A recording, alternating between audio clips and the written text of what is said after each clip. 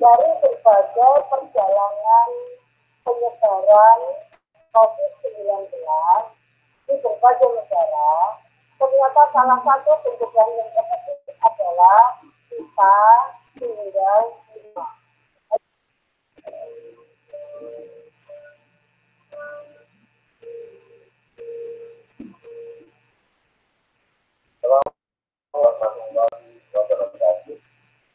Kami atas nama keluarga besar demokrasi kita kecil dan menengah mengimbau kepada rekan-rekan saya dinas yang membidangi koperasi dan bantu di kabupaten dan kota serta seluruh pelaku koperasi di mikro kecil dan menengah di Jawa Timur agar bersama-sama melakukan dan mengatasi terhadap wabah corona. Saat ini, pemerintah Provinsi Jawa Timur sedang bekerja keras untuk menekan angka terjangkitnya virus corona di Jawa Timur. Dengan mengacu pada petunjuk Presiden Republik Indonesia dan Ibu Gubernur agar menjaga kebersihan di lingkungan masing-masing. Cuci tangan, memakai sabun dengan air mengalir dan atau menggunakan hand sanitizer, memakai masker bila sedang sakit dan bila demam dan sesak napas, ke fasilitas kesehatan terdekat. Kurangi jabat tangan, menutup mulut, hidung ketika bersin dengan tangan atas bagian dalam, meminimalisir kegiatan keramaian serta jaga jarak yang dalam berintegrasi, menjaga imun tubuh dengan berolahraga dan mengkonsumsi makanan bergizi sehat. Kepada seluruh pelaku koperasi dan mikro kecil dan menengah, saya mengajak apabila dalam melakukan segala aktivitas, tolong bersihkan peralatan dengan benar dan tangan memakai sabun dengan air mengalir atau dengan hand sanitizer setelah melakukan aktivitas jaga dan siapkan kemudian menggunakan sarung tangan dalam mengolah produk atau saat melayani penjualan apakah itu minuman baik di restoran, kafe atau warung dan lain sebagainya. Sehingga pelaksanaan rapat-rapat atau dalam rapat anggota saya mengajak kepada jurusan koperasi dan UMKM. Ayo kita bersama-sama lawan corona. Waspada harus, panik jangan. Wassalamualaikum warahmatullahi wabarakatuh.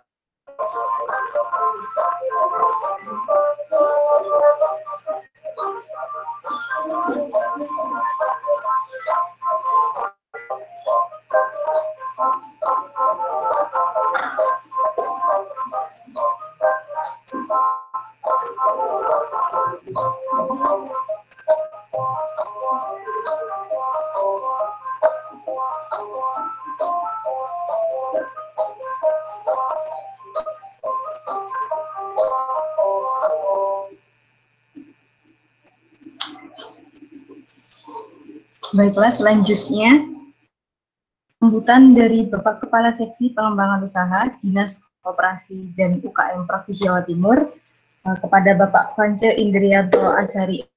Silakan.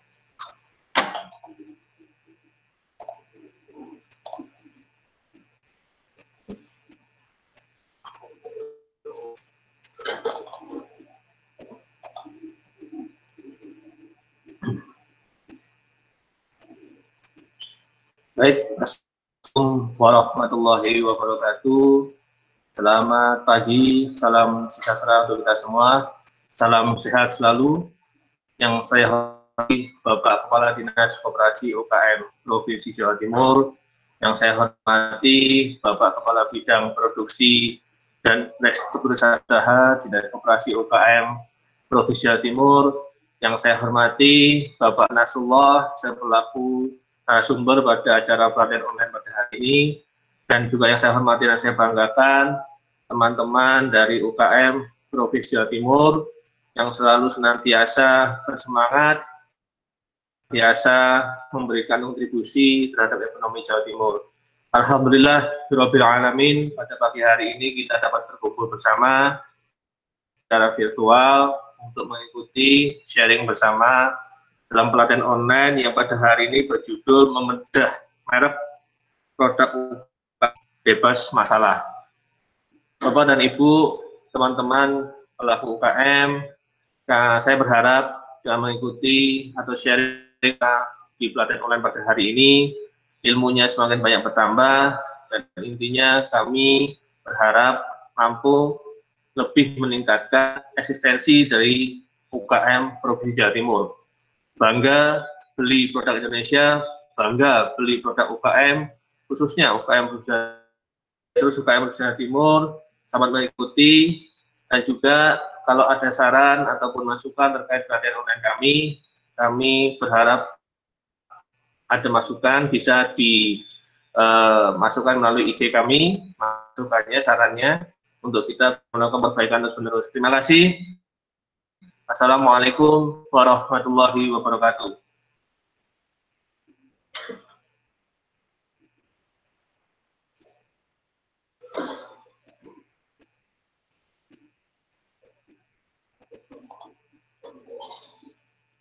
Selanjutnya, pelatihan yang saya hormati, sebelum pelatihan dimulai, saya akan memperkenalkan narasumber pada hari ini. Beliau adalah Bapak Nasrullah Kasim, selaku tenaga dan branding. Kita persilakan kepada narasumber untuk menyampaikan materi. Silakan Bapak.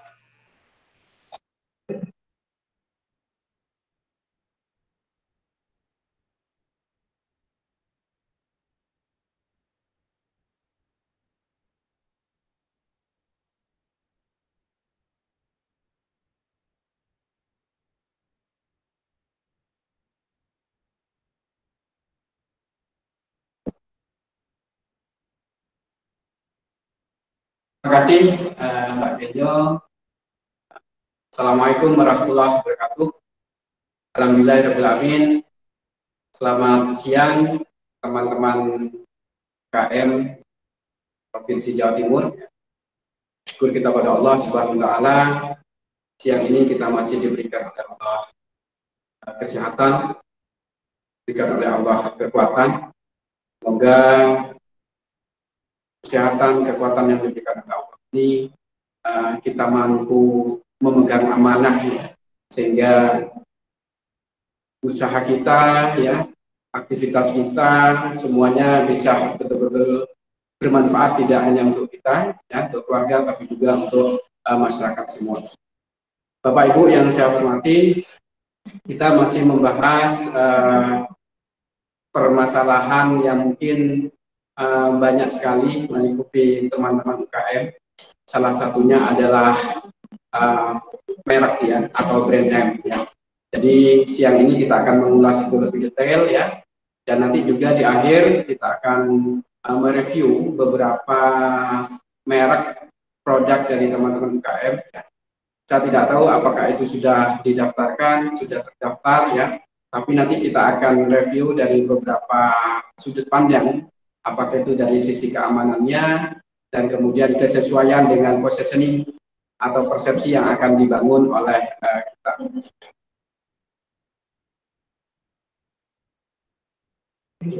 Ya. Oke, ya, ini mungkin ada sedikit gangguan teknis ya, mohon maaf, saya lanjut. Bagaimanapun ya, merek ini sangat penting Bapak Ibu ya. Hal pertama yang mengapa kemudian merek ini menjadi sangat penting, karena merek ini adalah identitas dari produk kita ya, identitas dari bisnis kita. Jadi orang mempersepsikan pertama kali terhadap produk kita, salah satunya adalah dengan merek ini. Ya, jadi merek yang sudah terkenal pasti juga berbeda dengan merek yang masih baru muncul ya, masih baru melakukan strategi branding. Ya. Maka merek ini sekali keluar memang harus betul-betul masyarakat menjadi yakin ya, konsumen menjadi yakin karena ini adalah identitas dari bisnis kita. Kemudian kedua, Bapak Ibu, merek ini adalah intangible asset ya, aset yang tidak terlihat ya. Jadi kalau kita memiliki bisnis ya, ada aset itu yang terlihat, ada aset yang tidak terlihat. Dan aset yang tidak terlihat ini adalah salah satunya adalah brand name ini atau merek. Pada perjalanannya ya, bisa jadi brand name ini justru memiliki nilai valuasi yang lebih tinggi daripada aset yang terlihat ya.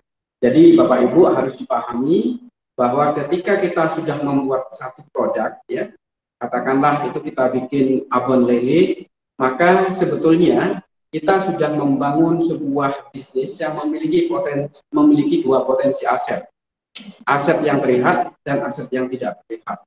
Aset yang terlihat adalah alat produksi, mesin produksi, kendaraan, rumah produksinya, dan lain sebagainya. Dan aset yang tidak terlihat ini adalah brand, ya, termasuk di sini adalah merek. Ya. Jadi jangan kemudian aset yang sebetulnya memiliki potensi valuasi tinggi ini, kemudian kita dari awal kita membangunnya kita tidak maksimal, kita tidak memprosesnya secara strategis, sehingga nanti kita hanya berkutat menjadi kita berkutat produk kita hanya menjadi produk komoditas aja. Ya. Jadi ada sebuah ini sekedar gambaran ya. Mungkin Bapak Ibu sudah pernah melihat ya, atau sudah pernah mendengar, terutama yang ibu-ibu rumah tangga yang punya anak kecil ya, sudah tahu ada pasti sudah pernah belanja ya, tidaknya pernah mengenal produk SGM ya. Ada SGM Junior, ada SGM Ananda, dan ada juga Vitalak ya, ada juga Laktamil. Ini adalah sebuah produk produk susu ya, untuk bayi yang diproduksi oleh perusahaan yang bernama Adiusan. Ya. Pada tahun 2004 ya, perusahaan ini dibeli dengan nilai valuasi pada waktu itu bernilai 3 triliun. 1 triliunnya itu adalah untuk aset yang terlihat, ya, gedungnya, tanahnya, mesinnya, produksinya semuanya 1 triliun. Kemudian yang 2 triliun adalah brandnya, ya. Jadi ada Laktamil, ada Vitalak, dan ada SGM. Ya. Jadi 2 yang intangible brand tadi, ya. Kemudian 1 untuk aset yang terlihat, ya. Kemudian pada itu tahun 2004. Kemudian pada tahun 2006 ya, PT Adiusan dibeli oleh sebuah perusahaan asing ya. Nilai asetnya kemudian pada tahun 2006 ini sudah berubah luar biasa ya. Menjadi dari 3 triliun tadi 2004 kemudian menjadi 22 triliun. 20 triliun itu adalah aset intangible, kemudian 2 triliunnya adalah aset tangible yang kelihatan ya. Jadi lihatlah faktanya ya, luar biasa sekali. Jadi yang 2 triliun kemudian menjadi 22 triliun ya. Ini adalah aset yang tidak terlihat. Apa itu? Brand tadi itu ya, salah satunya adalah merek di situ. Jadi orang membeli pabrik ini bukan karena pabriknya yang mahal, mahal justru karena brandnya, ya, justru karena brandnya. Jadi ya pahamilah Bapak Ibu ya, sahabat-sahabat UKM semua, bahwa ketika panjenengan semua, ya, ketika Bapak Ibu semua membuat atau merintis sebuah usaha, maka yakinilah ya, pahamilah bahwa pada saat itu juga Ibu sudah merintis sebuah bisnis yang memiliki potensi dua aset. Aset yang tidak terlihat dan aset yang terlihat. Bahkan ada perusahaan-perusahaan Bapak Ibu yang dia tidak punya produksinya, dia tidak punya pabriknya, dia hanya fokus pada strategi branding. Dia jualan tapi dia tidak punya pabriknya, ya. Sehingga dia hanya bikin brand, ya, kemudian produknya dia maklun dengan perusahaan lain. Tapi dia menjadi besar, tumbuh besar. Dan brand-brand itu kemudian menjadi brand yang nilai valuasinya juga sangat tinggi sekali. Tapi ada satu sisi memang beberapa perusahaan yang dia hanya fokus kepada produk saja, ya, dia tidak memiliki brand, ya, sehingga produk-produknya dia jual dengan cara bekerja sama secara maklun tadi dengan perusahaan-perusahaan yang memang dia memiliki brand-brand terkenal. Tapi juga ada perusahaan yang memiliki dua-duanya, ya, memiliki dua-duanya, dia memiliki brandnya dan juga memiliki produksinya. Maka yang memiliki dua-duanya inilah mungkin yang hampir sama atau sama dengan yang sedang Ibu Bapak geluti pada saat ini, ya. Sehingga di awal ini ya saya ingin meyakinkan bahwa brand ini sangat penting sekali, ya. Brand ini sangat penting sekali, sehingga di awal kita betul-betul dalam menciptakan brand ini, ya, merek ini, ya, harus dipastikan tidak menemukan masalah, ya. Maka pada siang ini yang akan kita bahas, ya, saya berharap nanti juga ada diskusi, ya, kita santai aja Bapak Ibu, ya, tapi kita betul-betul sesuai dengan tema materi yang akan kita bahas, ya. Biar tidak terlalu tidak terlalu lama, ya, langsung saya masuk ke slide.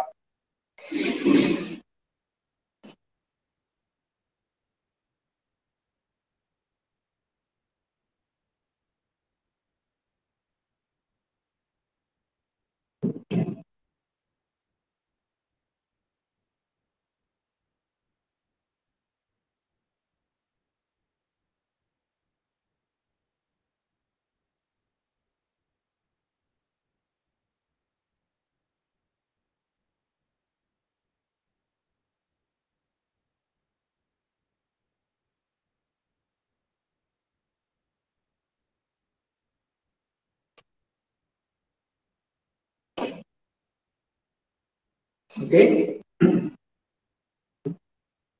Konsep merek dan brand sebagai brand visual identity ini sebagai dalam rangka membedah merek UMKM, ya, agar bebas masalah.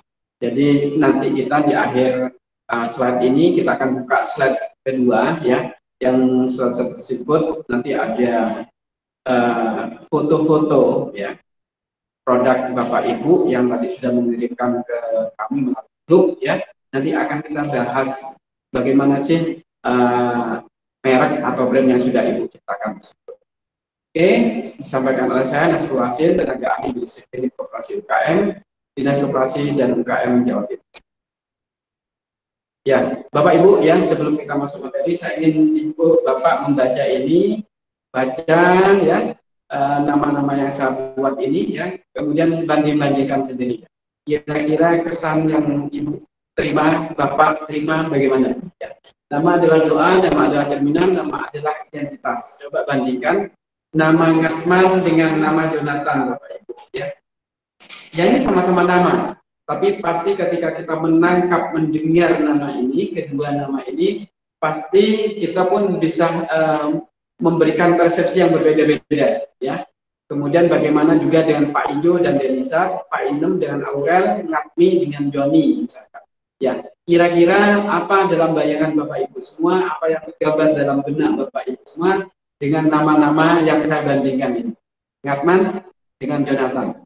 Ya, kira-kira kalau sekarang anak kita bernama Ngatman, bagaimana pandangan Bapak Ibu? Ya, saya tidak mengatakan bahwa Ngatman ini jelek, tapi rasanya sudah nggak sesuai dengan zamannya. Ya, tapi kalau Jonathan, oke, masih oke. Ya. Bahkan Bapak Ibu, ya, ketika Ngatman ini, mohon maaf, Ngatman mungkin menjabat sebuah jabatan yang strategis, rasanya juga kita mau ketawa. direktur namanya Ngatman. Apa tidak bisa? Bisa saja. Tapi rasanya kok yang kurang pantas. Tapi kalau Jonathan rasanya lebih pantas. Tapi ini semua kan harus dipahami, ini adalah persepsi. Saya tidak mengatakan bahwa Pak Ijo itu di bawahnya Delisa, Pak Inem tidak sebagus Aurel, tidak ya. Tapi kita berbicara brand ini salah satunya adalah kita berbicara persepsi. Persepsi apa yang akan diterima oleh konsumen kita setelah kita menentukan sebuah nama merek. Ya, persepsi apa yang akan diterima oleh konsumen kita setelah kita memberikan nama merek. Maka sebetulnya persepsi itu dibangun oleh positioning apa yang akan kita bangun. Paham Bu ya? Persepsi yang diterima oleh konsumen itu bergantung kepada strategi positioning apa yang akan kita bangun terhadap produk kita. Ya, oke, nanti kita akan bisa menemukan jawabannya. Nama memberikan kesan, hati-hati memilih nama untuk produk atau perusahaan Anda. Merek harus terkonsep ya. Untuk memperoleh nama merek yang menarik memerlukan waktu yang tidak sebentar Bapak Ibu ya. Jadi perlu melakukan riset terlebih dahulu, mulai dari nama yang unik, berbeda, menarik, menjual hingga bebas hak paten. Intinya aman ya. Jadi kumpulkan terlebih dahulu ide-ide yang ada, kemudian tulis daftar nama brand tersebut. Ide-ide ini tentu saja adalah ide-ide yang memang sesuai dengan apa yang ingin kita persepsikan kepada masyarakat terkait produk kita. Kalau misalkan produk ini kita punya produk makanan dan produk makanan ini ingin memberikan ciri khas kedaerahan. Misalkan saya punya produk, ingin memberikan ciri khas produk ini adalah khas Surabaya. Maka salah satu yang harus kita bangun adalah membangun positioning bahwa memang produk ini adalah produk khas Surabaya. Maka cara kita mengumpulkan ide-ide merek, kita tulis apa sih yang identik dengan Surabaya. Ketika orang mendengar kata Surabaya, apa yang ada dalam benak masyarakat? Oke, Surabaya ada Surabaya misalkan. Ada juga Tugu Pahlawan, ada juga mungkin Hotel Yamato, ada juga mungkin Suramaju, ada juga mungkin apa saja yang bisa kita tulis dulu yang berkaitan bahwa ketika orang melihat ini adalah Surabaya. Dan begitu orang mendengar Surabaya, orang akan melihat apa-apa yang kita tulis tadi. Nah, dari situ ide-ide itu nanti akan kita munculkan ya, sehingga merek itu betul-betul sesuai dengan positioning yang kita bangun untuk memunculkan persepsi apa yang kita inginkan kepada konsumen kita ya. Maka mulainya memang salah satunya adalah ketika kita membangun merek ini. Meskipun Bapak Ibu boleh saja merek yang kita buat itu tidak ada hubungannya dengan Surabaya, boleh saja ya. Yang penting ya nanti bagaimana strategi brand yang akan kita lakukan selanjutnya ya, bisa dibantu dalam tagline ya dan lain sebagainya. Lakukan analisa secara mendalam untuk memilih nama brand terbaik ya. Oke, ini the magic of brand. Kita coba lihat ini ya, bagaimana pengaruhnya merek ya atau brand name ya. Di sini ada contoh Starbucks. Starbucks satu cup kopi ini bisa dijual 40.000. Tapi ketika kita minum kopi yang lain yang bukan Starbucks atau mungkin tidak ada merek, yang paling banter dinilai di angka 5.000. Ya. Di angka 5.000.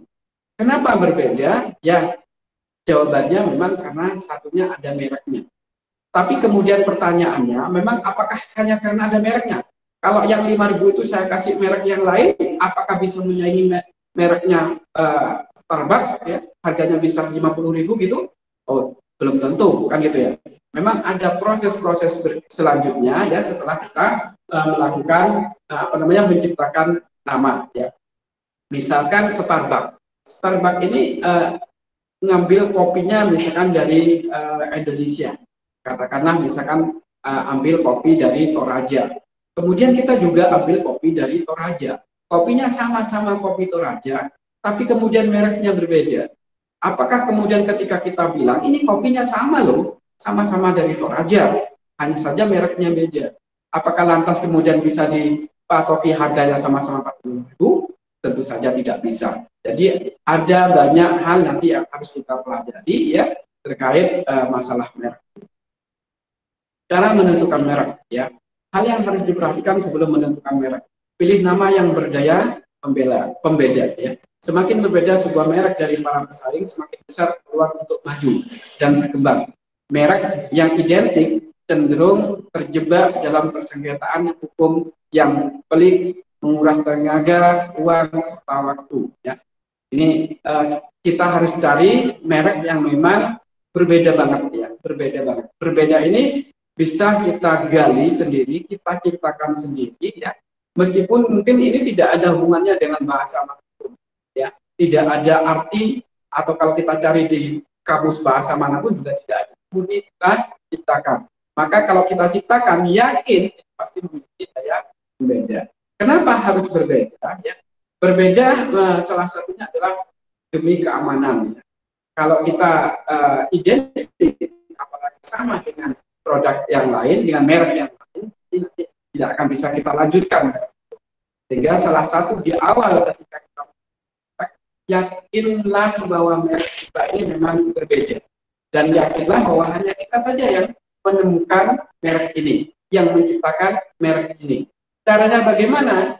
Bikin merek yang kita tidak pernah mendengar dari kata-kata umum, dari orang lain, ya, sehingga memang kita ciptakan. Ya, ciptakan yang tidak bergantung dari bahasa manapun, murni kita karang, meskipun mungkin tidak ada artinya, ya, tapi dari sini nanti ada strategi. Arti itu tidak punya arti bukan berarti tidak punya makna, ya. Arti secara bahasa yang sama itu, tapi makna dari sisi strategi brand ya nanti akan pasti akan ada ya. Pilih yang tidak membingungkan, merek yang susah dilafalkan cenderung tidak disebut oleh konsumen ya. Jadi jangan sampai bikin merek ini kita ciptakan tapi susah dilafalkan, ya jangan juga ya. Kita temukan ya, kita karang sendiri, tapi begitu dilafalkan susah, sehingga kalau sudah susah dilafalkan orang juga tidak bisa mengingat. Sementara target daripada merek itu salah satunya adalah mudah dilafalkan, sehingga orang juga mudah untuk mengingatnya. Ya, kita sudah beda banget ya. Dipastikan juga nggak ada yang sama. Tidak hanya di Indonesia, bahkan di dunia pun kita yakin nggak ada, karena memang kita temukan, kita ciptakan, tapi susah untuk dilafalkan. Jangan kemudian kita lakukan, karena pasti konsumen kita akan susah untuk mengingatnya. Hindari merek dagang yang tidak dapat didaftarkan. Tidak ada gunanya mencoba untuk mendapatkan nama-nama yang tidak memenuhi syarat. Ya. Apa sih nama-nama yang tidak memenuhi syarat? Satu, tidak menggunakan kata umum. Jadi kalau kita menggunakan kata umum, dipastikan itu sudah nggak bisa kita jadikan merek ya. Apa sih kata-kata umum? Ada kata-kata yang biasa sudah dimiliki, diucapkan oleh masyarakat, oleh publik secara umum ya. Nah, misalkan saya biasa ngomong cantik, saya biasa ngomong enak, saya biasa ngomong sedap, saya biasa ngomong manis, maka kata-kata yang umum ini yang sudah menjadi milik umum tidak bisa kemudian kita klaim ya menjadi merek kita. Kalau sudah menjadi merek kita, berarti hanya kita yang memiliki istilah-istilah itu, karena itu sudah menjadi merek kita. Nah ini yang nggak bisa ya. Jadi produk-produk umum atau kata-kata umum, nama-nama umum itu nggak bisa jadi merek. Keripik singkong ya, kemudian jadi merek, ya nggak bisa, karena keripik singkong ini adalah kata umum. Jus, misalkan kita punya jus, mereknya apa? Mereknya jus, nggak bisa ini kata umum, ini nama produk. Real jus juga nama produk, jus yang real kan gitu ya, jus yang original, yang asli, ya. Tanpa campuran pemanis dan lain sebagainya. Hindari akronim huruf serta angka. Nah, ini hanya himbauan aja, ya, bukan tidak boleh, ya. Kalau kita bikin merek, kalau bisa jangan ditambahi angka-angka. Kita masih sering juga melihat produk UKM itu di belakangnya itu ada angkanya. Memang tujuannya adalah angka kadang-kadang menjadi pembeda sehingga kita menjadi lolos ketika misalkan ada identik dengan merek lain, maka ditambahilah merek angka 62, 72 misalkan dan lain sebagainya.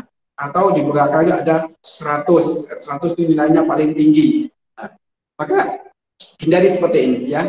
Jadi memberikan persepsi yang juga kurang profesional ya, kurang pas ya. kemudian juga menjadi berkesan terlalu panjang, ya, terlalu panjang. Kemudian gunakan kata-kata temuan. Nah, ini yang paling bagus ya. Kata-kata temuan ada kata-kata yang tidak didapat atau kita jumpai di kamus bahasa manapun dan diciptakan secara kreatif oleh manusia. Contohnya apa? Ada Verizon, Spandex, Exxon, Kodak dan sebagainya. Itu adalah merek-merek yang murni diciptakan dan tidak ada pada kamus bahasa manapun. Ya. Kalau sudah pertama kita ciptakan dengan betul-betul murni temuan kita, maka yang pasti dijamin adalah keamanannya. Kenapa? Yang hanya munculnya dari otak kita, munculnya murni dari kreativitas kita. Ya. Maka yakin ya, maka saya lebih maka yakin ya bahwa merek yang murni diciptakan seperti itu dari sisi keamanan, insya Allah aman. Kenapa? Karena nggak ada pembandingnya, ada yang identik sama kita yang menciptakan. Kemudian seperti apa sih merek keren dan menjual itu? Ya, satu, mencerminkan produk ya. Jadi produk misalkan kita produknya minuman ya, maka dari merek itu orang sudah melihat bahwa ini minuman. Oh ini adalah bumbu dapur bumbu dapur atau apa namanya seperti bumbu rawon ya, bumbu soto dan lain sebagainya, kita bikin merek, orang tahu bahwa ini adalah bumbu-bumbu dapur. Kemudian kalau itu snack, orang tahu ini snack. Jadi apanya? Dari mereknya. Itu adalah orang juga tidak akan pernah mengasosiasikan ke hal yang lain selain kepada ketela. Citato ya. Orang tidak akan mengasosiasikan ke yang lain dan merasa pas karena produknya adalah potato. Kemudian mudah diingat ya. Mudah diingat. Banyak hal yang kemudian bisa mudah diingat ya, dari sisi pelafalannya mudah, kemudian tidak terlalu panjang, ini menjadi mudah diingat. Singkat ya, mudah diucapkan, sesuaikan dengan logo merek. Jadi maksudnya apa ya, yang terakhir ini Bapak Ibu ya, kita mendesain merek kita itu betul-betul sesuai dengan karakter apa yang akan kita bangun, ya, persepsi apa yang akan kita bangun. Kalau ini adalah ingin memberikan persepsi bahwa ini memang bumbu dapur, maka selain penamaannya juga berkesan bumbu dapur, maka desainnya pun berkarakter bumbu dapur. Ya. Kalau produknya ini adalah produk bukan makanan, misalkan ini adalah produk rokok gitu ya, rokok atau apa saja ya, maka berikan merek itu namanya itu juga berkesan rokok, dan desain merek itu pun juga orang tahu kalau ini rokok. Kalau misalkan kita punya produk misalkan oli gitu ya, oli motor gitu ya, maka kita ciptakan merek ini betul-betul orang melihat ini adalah oli motor ya, oli motor bukan makanan ya, atau bukan yang lainnya, sehingga dari kedengarannya kesan yang kita terima ini pas banget untuk oli motor. Kemudian didukung oleh desain bentukan merek yang juga berkesan ini oli motor, baik itu warna maupun bentukannya ya. Kemudian ini sekedar untuk kita bisa pahami ya, ada beberapa merek itu memang memiliki latar belakang ya, apakah didasarkan kepada foundernya, misalkan Ciputra ya, karena penemunya atau pembuatnya ya. Ada juga karena deskriptif ya, sifatnya ya, menggambarkan bidang usahanya, aqua karena air minum gitu ya. Orang tidak akan mengasosiasikan pada yang lainnya. Kalau namanya aqua pasti ini ada hubungannya dengan air. Fabrikatif ya, memang murni diciptakan. Xerox, Kodak ya, Spandex dan lain sebagainya itu adalah murni diciptakan ya. Kemudian akronim, boleh akronim ya, tapi saya tidak sarankan ya. Ini kalau ada KFC, ada IBM, ini kan karena memang sudah perjalanan panjang, kemudian orang menyingkatnya menjadi KFC. Metafor diambil dari benda, ya, tempat orang atau hewan, tumbuhan, proses, tokoh mitologi bahasa asing ya. Jadi seperti Nike ya, Oracle dan lain sebagainya. Freestanding ya, tak ada hubungannya dengan produknya. Apa hubungannya gudang garam dengan rokok? Ya aja. Gitu ya. Tapi kenapa bisa jadi merek? Ini tidak masalah, ya, tidak masalah. Nah, kemudian bangun ya, kecap dengan bangu apa hubungannya? Nggak ada hubungannya, tapi nanti bagaimana kita kemudian proses selanjutnya membranding merek ini. Asosiatif ya, menggambarkan aspek atau manfaat produk jasa segar dingin, misalnya active choice dan lain sebagainya. Combination adalah gabungan dari beberapa pekerjaan. Kita kemudian bicara merancang logo brand. Maksudnya apa, Bapak Ibu ya? Jadi setelah kita kemudian menemukan penamaan, ya, penamaan untuk brand kita, untuk atau merek untuk produk kita, maka tadi yang sudah saya sampaikan, selanjutnya kita harus juga fokus pada bagaimana sih rancangan logo dari merek ini. Seperti apa sih pasnya, tepatnya, ya, sesuai dengan persepsi yang akan kita bangun ya kepada masyarakat. Jadi nanti masyarakat akan tidak jauh dari penilaian terhadap merek ini dari bentukan logo yang kita buat. Merancang desain logo brand, ya. Membuat desain logo atau merek ya, merupakan hal yang penting karena manusia cenderung lebih mengingat secara visual ya. Jadi memang manusia ini paling mudah, mudah mengingat sesuatu, ya itu adalah sesuatu yang dia tangkap dari penglihatannya, dari indera penglihatannya, ya. Sehingga begitu kita merancang ini memang harus pahami juga ya, kalau tadi merek nggak boleh terlalu panjang, nggak boleh terlalu susah untuk dilafalkan. Ini kan dalam rangka agar kita mudah mengingatnya, Tapi kadang-kadang ada juga teman-teman UKM, dia sudah tepat membuat merek, tidak terlalu panjang, simpel, mudah dilafalkan, sehingga mudah diingat pula, ya. Tapi pada tataran desainnya, Bapak Ibu, ya, malah kemudian ruwet gitu ya. Dibuat desain yang mungkin dari sisi lekuannya terlalu ramai, warna yang dipilih pun juga tidak nyambung gitu ya. Sehingga nama yang mudah dicerna, mudah dilafalkan, mudah diingat, menjadi berat untuk diingat gara-gara bentukannya. Sebaliknya, ada kadang-kadang nama yang dari penamaannya agak panjang, susah diingat, tapi karena bentukan dan desainnya itu menjadi mudah untuk diingat. Maka yang harus kita buat adalah pasti sederhana prinsipnya, ya, tanpa meninggalkan karakteristik persepsi yang akan kita bangun. Ya. Sementara logo brand, ya, ibarat wajah manusia menjadi identitas utama dan kemudian diingat dalam waktu yang lama. Sehingga bagaimana bentuk logo brand produk yang kita buat, sesungguhnya seperti itulah konsep bangunan bisnis produk yang akan kita bangun.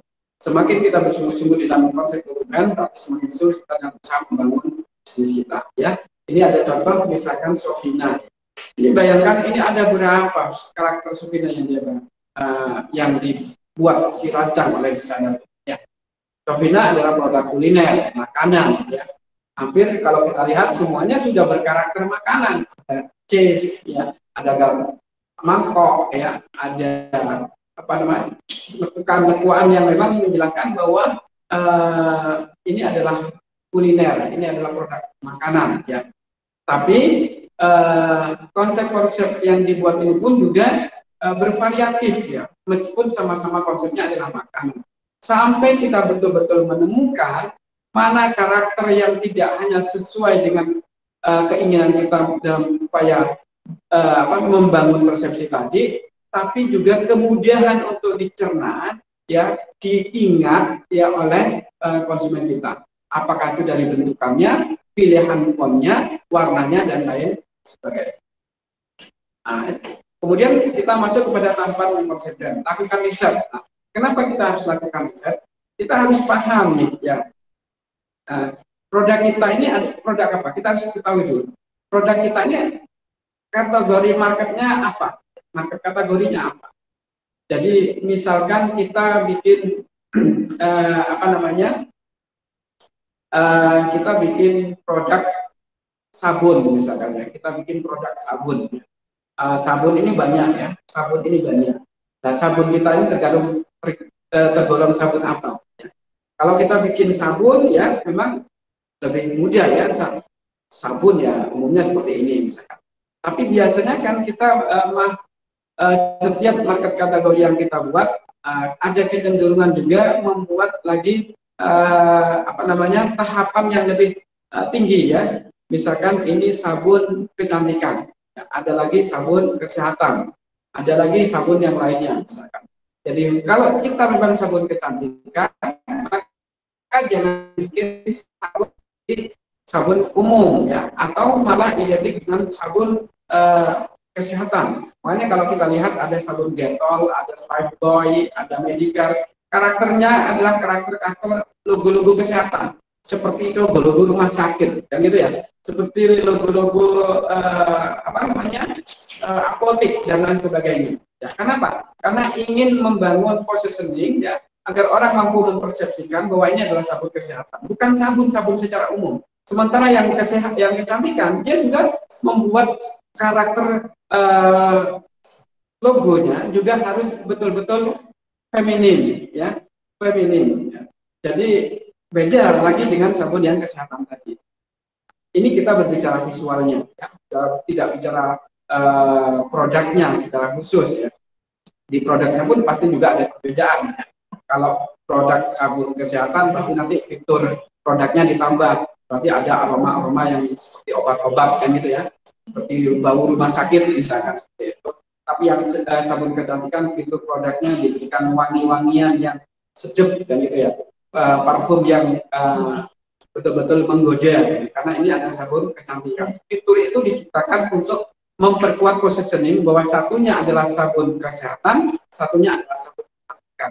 Nah, kemudian secara visual brand ini juga harus mendukung seperti fitur produk. Ya, kalau sabun kecantikan, maka desain mereknya bentukannya mungkin feminim, mungkin berkesan lembut, ya, dan lain sebagainya. Tapi kalau sabun yang kesehatan, maka desain mereknya pun juga harus melambangkan karakter-karakter sehat, karakter-karakter yang betul-betul menggambarkan ini pasti sabun sehat. Seperti itu. Ya. Kemudian konsep tema yang akan kita bangun apa? Tema yang misalkan, nih kita punya produk snack kita pedes banget ya. Maka tema yang akan kita bangun adalah produk ini adalah produk pedes ya. Sehingga kita harus paham kalau bicara pedes, visualisasi itu seperti apa ya. Maka mungkin warna yang dipilih merah gitu ya. Bentukan pedas itu seperti apa? Mungkin ada enggak harus kemudian terlalu ramai dengan lekuan, tambahan gambar jangan. Karena apa? Prinsipnya kita harus menyederhanakan sehingga orang membaca dari jarak dan posisi yang kurang sempurna, orang bisa melihat merek ini. Ya. Adapun mungkin positioning yang ingin kita bangun, ya, persepsi pedas misalkan dan lain sebagainya, sabun tadi, sabun sehat, sabun kecantikan dan lain sebagainya, ya, itu nanti bisa dibantu melalui warna dan lain sebagainya, atau tambahan-tambahan unsur-unsur tipografis. Konsep style tipografi ya, bentuk fontnya apa yang pas ya dengan produk kita, itu juga harus diinginkan. Jadi kalau merek produk ini untuk laki-laki, biasanya pilihan fontnya pun berbeda. Kalau produk ini untuk wanita, pilihan font pun berbeda. Untuk anak-anak pun juga berbeda. Bahkan karakteristik produk pun juga menentukan pilihan font, ya, pilihan font dan desainnya. Kalau snack biasanya cenderung bermain outline tebal. Tapi kalau untuk produk kosmetik jangan pernah memakai outline. Nah, itu harus kita pahami.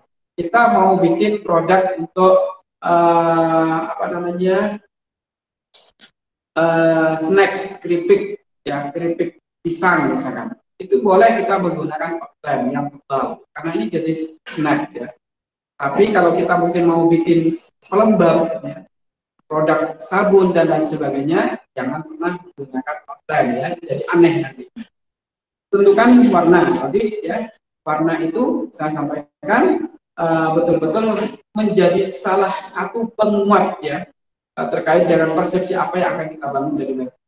Kalau pedas merah, kalau keju kuning. Tidak hanya pada packaging ya, tidak hanya pada packaging ya, pada konsep logo pun juga seperti itu. Kemudian baru kita sketsa tahapannya. Sketsa sebagaimana tadi yang saya kerjakan, kita sketsa. Ya. Setelah sketsa Sofina ini mana yang pas, baru kita masuk ke aplikasi desain komputerisasi. Ya, kita masuk ke ke aplikasi desainnya. Ya. Kemudian konsep logo brand. Dalam konsep logo brand atau merek, perlu dipahami hal sebagai berikut. Kenali jenis produknya, biar kita tahu bahwa ini adalah produk makanan. Biar kita tahu bahwa produk ini bukan makanan. Kita tahu produk ini adalah produk sabun kecantikan. Kita tahu bahwa ini produk herbal. Ini kita harus pahami. Karena nanti setiap produk memiliki harus menunjukkan karakteristiknya. Di awal pun juga bisa dimulai dari desain logonya. Kenali karakter produknya. Kalau tadi jenisnya, maka karakternya. Karakternya ini apa? Misalnya. Oh, ini gurih, ya. Ini renyah, ya. Ini kalau jenis makanan, ya. Tadi ya. Ini minuman, ini jenisnya. Ini cair, ini padat, itu jenis. Tapi kalau karakter lebih kepada karakter produk, ya. Ini produk keras. Ini produk yang apa namanya empuk, ya. Ini produk yang apa namanya cair. Ini apa namanya harus kita pahami. Kenali segmentasi produk. Kemudian segmentasinya siapa ya? Untuk anak-anak, untuk ibu-ibu, untuk bapak-bapak, atau untuk semuanya misalkan. Ya. Ini harus kita pahami karena ya segmentasi itu betul-betul juga menentukan bagaimana nanti konsep kita. Ya. Beberapa hal yang harus dipahami dalam konsep desain logo. Desain logo kan harus simpel, sederhana. Ya, kenapa? Karena mata manusia ini lebih suka melihat sederhana. Mata kita menolak melihat sesuatu yang berat, yang kuat, yang dilihat warnanya kacau, bentukannya tidak jelas, misalnya. Itu mata kita berat sekali. Bagaimana kemudian mau mengingatnya? Ya, bagaimana kemudian mau menyimpan di memori otak kita? Ya. Kenapa? Karena kuat. Ya. Maka bikinlah yang simple. Desain logo harus memorable, mudah diingat, ya, mudah diingat. Ya. Simple itu akan mudah diingat pasti. Kemudian logo juga harus konsisten. Kenapa? Konsisten ini menjadi acuan yang sangat penting karena bagaimana kita bisa mengingat kalau kemudian besok ganti, 2 bulan lagi ganti, setahun lagi ganti, ya. Nah, kita bayangkan kalau misalkan Coca-Cola itu dalam setahun diganti 2 kali, kira-kira kita bisa ngerti nggak Coca-Cola yang baru itu kayak apa? Akhirnya orang menjadi rancu mana yang Coca-Cola. Coba lihat teh botol soft. Bentukan seperti itu kira-kira sudah berapa tahun? Misalkan teh botol setiap tahun diganti, kira-kira bagaimana kita menerima, mempersepsikan teh botol? Pasti bingung kita. Kemudian desain logo brand harus aplikatif dan tepat sasaran. Maksudnya apa? Ya, upayakan karena memang strategi branding itu kan banyak sekali, termasuk juga dalam visualisasinya. Ya. Jadi secara visual ini harus bisa diaplikasikan di macam-macam. Ya. Kalau nanti ditaruh di topi cantik, taruh di kaos t-shirt bagus, bikin jas bagus, bikin seragam cocok gitu ya. Pakai warnaannya, kemudian bentukannya, taruh di toko oke, gitu ya. Bikin billboard, neon box oke. Nah ini aplikatif ya.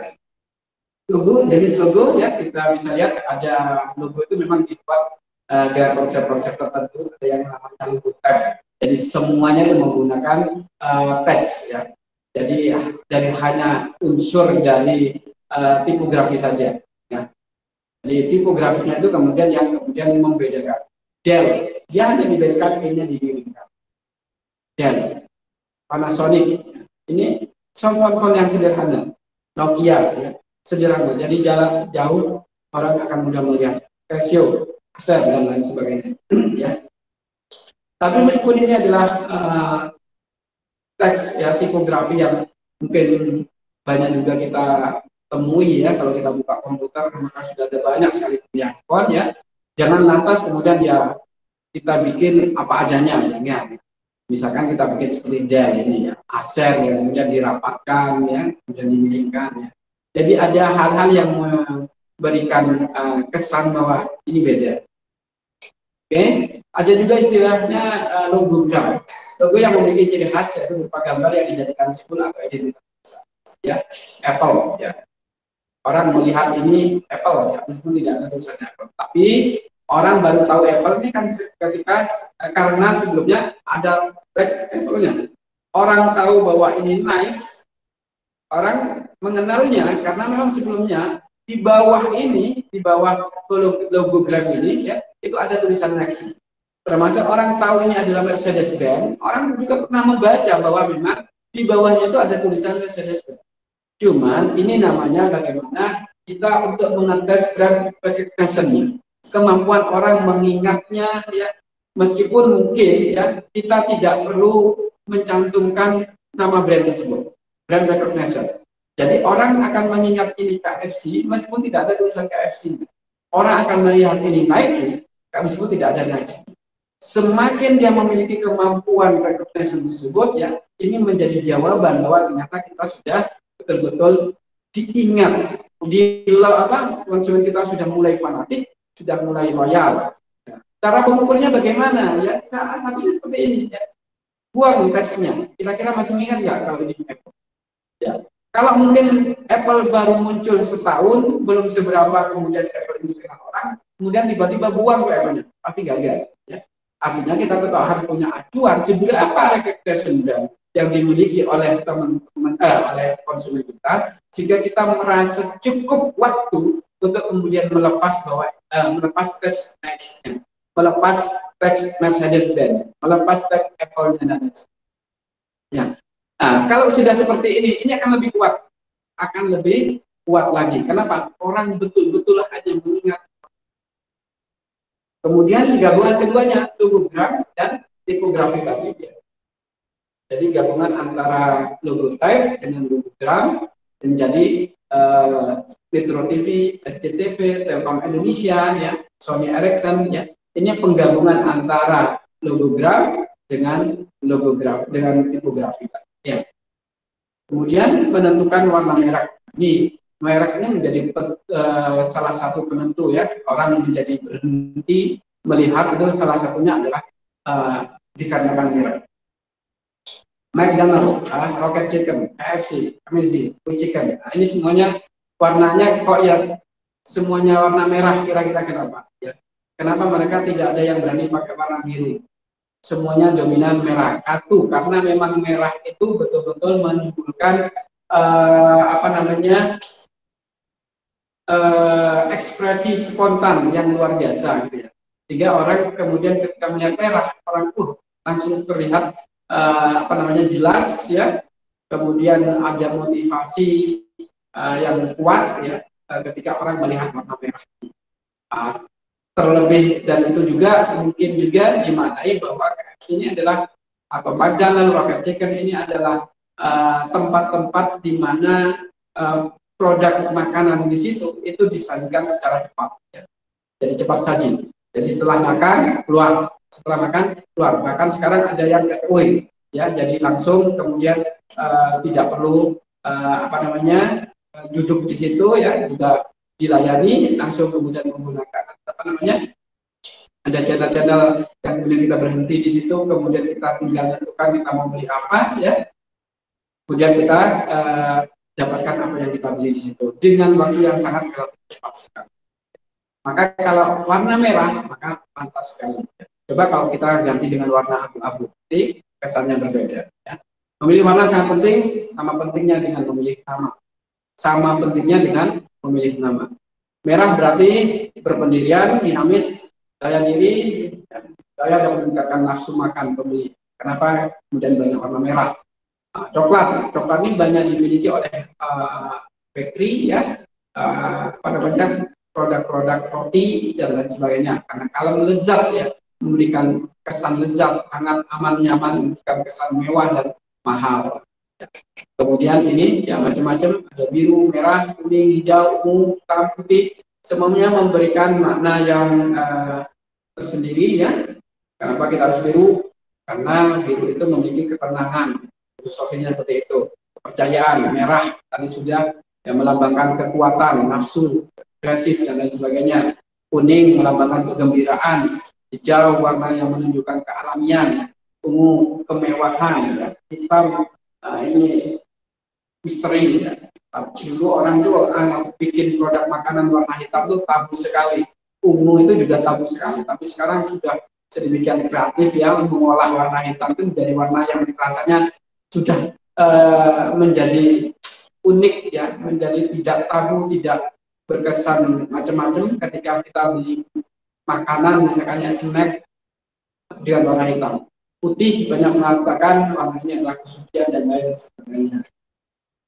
Sekarang kita bicara bagaimana setelah tahapan-tahapan itu kita masuk ke tahapan aplikasi, tahapan mendesain. Setelah dari spek tadi ditentukan, ditemukan, ya.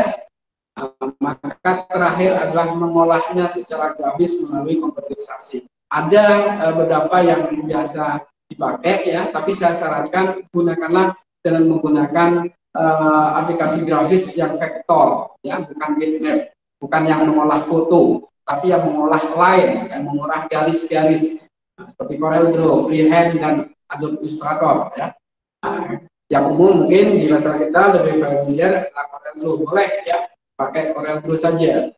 Cuma nanti ketika kita butuh efek-efek tertentu, bolehlah masuk kemudian ke Photoshop. Ya. Jadi bentukan kenapa harus menggunakan aplikasi vektor, karena di situ kita akan lebih luas, ya, lebih mudah membuat bentukan-bentukan daripada kemudian kita menggunakan aplikasi bitmap, Photoshop yang misalkan. Ya. Jadi bikinlah di CorelDRAW, perkuat warna di CorelDRAW, perkuat bentukannya juga di CorelDRAW. Nah, masalah nanti kita akan ekspor kemana desain ini untuk kemudian penyempurnaan, ya, efek, emboss dan lain sebagainya, misalkan ya. Bisa ditambah, bisa kita masukkan ke Photoshop. Ya. Itu yang bisa saya sampaikan ya untuk mengawali bedah merek produk UKM sehingga tidak ada masalah di siang ini. Ya, saya akan masuk ke slide berikutnya sehingga kita tidak terlalu lama ya nanti karena ada diskusi. Ya. Oke, yang pertama.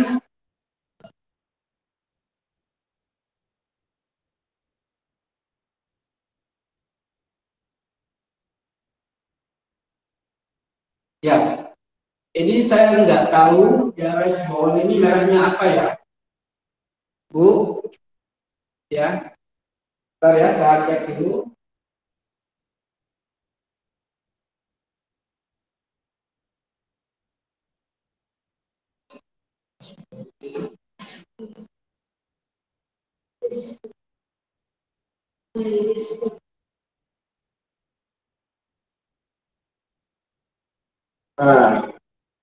Ari Ardi ya. Jadi atas nama Ari Ardi ya. Rice Food ya. Brandnya mungkin Rice Food ini ya. Ya. Jadi Rice Food ini produsennya apa? Mereknya ya. Yang jelas kalau Rice Bowl ini tidak bisa jadi merek Bu ya, karena ini adalah jenis produk ya. Jadi harus diperkuat ya. Kalau Ibu mau menjadikan merek ini ada ilustrasi ini menjadi merek, ya, boleh saja. Tapi bagaimana orang bisa memberikan nama ini kan butuh penamaan, ya. Pak Ardi ya mungkin ini ya, Pak Ari Ardi ya, butuh penamaan, ya, butuh penamaan. Jadi ini mereknya apa? Sehingga kemudian nanti suatu saat orang melihat gambar ini, orang langsung mengasosiasikan dengan merek yang sudah Bapak katakan. Jadi kalau Rice Bowl ini nggak bisa kemudian kita buat merek Bapak Ibu ya, karena ini adalah kata umum ya, kata umum. Jadi beras yang ditaruh di mangkok ya, itu namanya rice bowl atau nasi ya, yang ditaruh di mangkok ini disebut rice bowl. Ini kan mulai ramai, mulai tren, tapi ingat ini bukan merek ya. Kalau mereknya tadi mungkin apa namanya?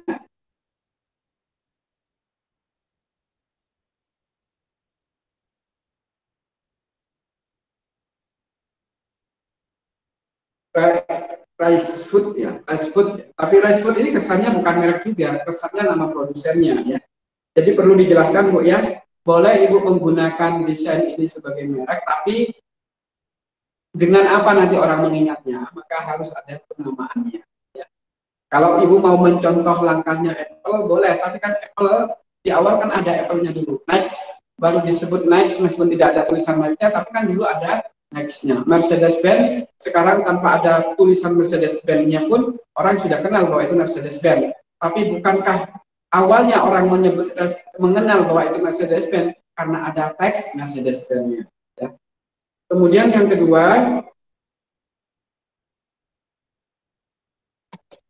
next, Olive ya, ini kalau punyanya Mas Ismet ini ya. Olive ya. Jadi ini daun maksudnya mungkin. Ini bagus ya, konsepnya bagus ya. Jadi ingin mengesankan bahwa ini daun. Saya nggak tahu Mas Ismet sudah mendaftarkan apa tidak, tapi dari konsepnya ya membuat olive ini sudah bagus ya, kesan bahwa ini adalah daun, ini betul ya, sudah bagus. Dan produknya pun juga daun kelor ya. Jadi olive ya, olive ya. Cuma nanti harus sebetulnya disederhanakan aja. Ya, kira-kira orang membacanya ini dengan ejaan Inggris atau dengan ejaan Indonesia. Maka yang paling mudah itu sebetulnya apa yang kita tulis itulah yang kita ucapkan. Jadi jangan kemudian bikin merek yang antara tulisannya dengan pengucapannya itu berbeda. Susah untuk menghafalnya. Misalkan apa? Saya contohkan Sunsil ya. Sunsil ya. Itu tulisannya Sun Silek kan gitu ya. Pak ya. Pak Ismet Sun Silek ya. Ada orang-orang menyebut Sunsil itu macam-macam. Ada yang bilang Sunslik ya. Ada yang Sunslik. Padahal yang benar, pengucapan yang benar adalah Sunsil. Nah, jadi nanti olive ini kira-kira bacanya gimana? Olive atau gimana ya? Nah, ini yang kemudian nanti harus diperjelas ya. Bukan tidak boleh, boleh saja. Lama-kelamaan kalau kita sudah biasa memposting ini ya, mengiklankan ini, kemudian juga ada mungkin disebutkan pengucapannya, maka akan mudah ya ini membacanya dengan apa, olive atau bagaimana ya. Jadi jangan yang baik itu, yang bagus itu, tulisan yang kita ucapkan itu bagaimana kita menulisnya. Jadi misalkan taruh ya, tulisannya taruh ya. Jadi Quitela ya, tulisannya Quitela. Kita tuh karena tulisannya memang kita tuh. Kalau tadi saya contohkan Sunsil ya, itu akhirnya kan macam-macam orang membacanya. Ada yang Sunslik ya, ada juga yang Sunsil. Oke, kemudian ini apa ini ya? Betting ini lah, sama ya. Oke, terus tadi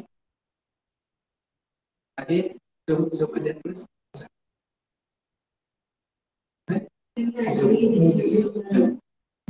Fokus ke brandnya. Sudah ya? Oke, apa itu ya? Makrio. Oh, Makrio. Oke. Makrio ya. Oke. Makrio ya. Jadi Makrio. Ada Makrio-nya ya. Ini apakah sudah didaftarkan atau belum ya? Kalau bicara keamanannya, insya Allah aman ya. Makrio yang digabung. Cuman tadi pertanyaannya sudah ada yang identik enggak? Sudah ada yang punya enggak? Ya. Tapi kalau bicara keamanannya aman. Cuman ini masih agak susah yang membacanya. Ya. Jadi kalau bisa buang bintang-bintang itu Pak ya. Bintang-bintang itu dibuang aja. Ini punyanya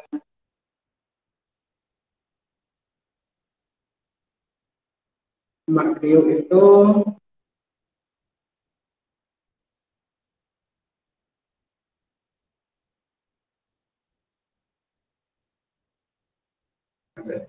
ya. Jadi kalau bisa bunga atau apa itu matahari atau bintang itu dibuang saja ya. Jadi kita fokus pada Makrio. Dan saya melihat E-nya itu juga sulit ya untuk dicerna ya. Jadi bikin aja simple ya. Sehingga orang dari jauh pun juga lebih mudah membaca. Fokus pada Makrio-nya itu mudah dibaca ya. Tuh. Kalau penamaannya insya Allah sudah aman, tinggal cek lagi kalau ini mau didaftarkan ada nggak yang identik. Kalau ternyata ada yang identik baik karena emaknya atau karena kriuknya, hindari ya. Karena apa? Jangan kemudian kita bikin merek yang terindikasi akan ada masalah di next time. Apakah setelah 2 tahun, 5 tahun dan sebagainya. Ya. Kemudian betting. Nah ini apa namanya? Milidi ya. Oh, betting betul. Betting itu bahasa Jawa ya, lidi. Betting. Bacanya ini betting. Oke, dari idenya bagus ya. Cuman ingat Bapak Ibu, ini adalah makanan ya. Betting ini makanan, bukan semen ya, bukan bukan produk-produk rokok ya dan lain sebagainya. Ini adalah makanan, milidi, snack. Ada yang original, ada yang pedas, ekstra pedas. Kalau saya tanyakan ke siapa saja, berarti rasanya bingung, ini makanan atau apa ya? Jadi kalau saya sarankan, berikanlah karakter bahwa ini snack. Jangan dipilihkan font yang seperti ini, terlalu tegas, terlalu kaku, ya, terlalu tegas dan terlalu kaku. Beating, tapi dari cara menemukan atau ide penggalian mereknya, oke. Saya senang ya, ini bagus ya. Beating itu dari bahasa Jawa. Tapi coba sih nanti juga disederhanakan, nggak harus berkesan Inggris ya. Jadi beating ya, B-I-T-H-I-N-G nggak masalah. Jadi bukan beating ya, tapi ada tambahan hanya B-I-T-H-I-N-G. Di Indonesia kan aja beating ya. Tapi kalau ini mungkin sudah terdaftar, oke, nggak masalah ya. Cuman yang perlu dipelajari lagi ya, dipertimbangkan lagi adalah bentukan fontnya, pemilihan fontnya ya. Karakter desain logonya ini yang kemudian tidak berkesan bahwa ini adalah makanan ringan, bahwa ini adalah milidi ya. Jadi berikan kesan bahwa ini adalah makanan ringan. Oke, kemudian saya lanjutkan rasa sayangi. Ini merek ya. Saya rasanya kalau rasa sayangi ini nggak bisa didaftarkan ya. Ini kata-kata yang banyak dipakai ya, dan kemungkinan juga sudah dipakai oleh beberapa UKM yang lain ya, rasa sayangi. Kalau bisa Bu, kalau memang belum didaftarkan, saya sarankan pilih merek yang lain selain rasa sayangi ya, yang agar nanti tidak menimbulkan kendala di kemudian. Jadi kalau rasa sayangi ini terlalu umum ya, rasa sayangi ya. Jadi saat saya itu dulu sebelum saya bicara desainnya, kenapa? Karena rasanya dari penamaan saja ini akan ada masalah. Tapi kalau ternyata ibu bapak sudah merasa ini terdaftar, apalagi sertifikatnya sudah dipegang, nanti inbox aja, chat saja saya aja ya, jadi saya ada di grup dan ibu juga ada di situ ya. Pak, saya sudah terdaftar kok Pak, bahkan sudah bersertifikat. Apa yang harus kami lakukan selanjutnya ya? Nanti akan saya jelaskan. Kemudian ini apa ini? Apa ini Pak? Nggak jelas ya, sambal tidak jelas ya. Oke. Bongsang ya, bongsang ini pisang ya mungkin ya, bongsang ya. Dari penamaan oke, bagus ya. Olahan ponggol pisang, oke, bongsang. Rasanya bagus nih ya, bentukannya pun juga sudah bagus juga ya. Tinggal mungkin pewarnaannya saja ya, antara background kuning dengan background bongsangnya, dengan warna bongsangnya yang juga sama karakter kuningnya, ini menjadi kurang menarik ya, kurang menonjol, kurang kuat ya, karena penguatannya hanya di outline hitam. Penguatannya hanya ada di outline hitam. Ya, jadi bongsai ya. Jadi, coba G-nya itu juga tidak dibuang G lekuan yang atas itu Pak, yang nempel di S itu rasanya itu mengganggu ya. Cukup mungkin diwakili oleh lekuan B dan G saja ya. Yang terpenting sebetulnya yang Bapak pahami, jangan hanya fokus pada lekuan yang berkesan biar berbeda, biar unik, tapi bagaimana orang itu merasa mata setiap orang melihat ini mudah untuk mengenalnya, untuk membacanya, kemudian mudah untuk mengingatnya. Ya, kalau kemudian di situ dibuat background kuning, saya sarankan bongsangnya memiliki warna yang berbeda. Tapi kalau warna bongsang itu memang sudah kuning, maka jangan kasih background yang kuningnya sama. Ya, oke. Dari penamaan sudah oke. S2 ecol ya, S2 ecol ya. Ini simple ya, simple untuk penamaannya, hanya saja pemilihan fontnya masih belum berkarakter sambal. Ini sambal ya, tapi S2 Eco ini bukan sambal saja kayaknya, karena ada beberapa produk di sana juga S2 Eco. Oke, bagus, berarti bikin merek yang memang dia nanti bisa dipakai untuk berbagai varian jenis produk.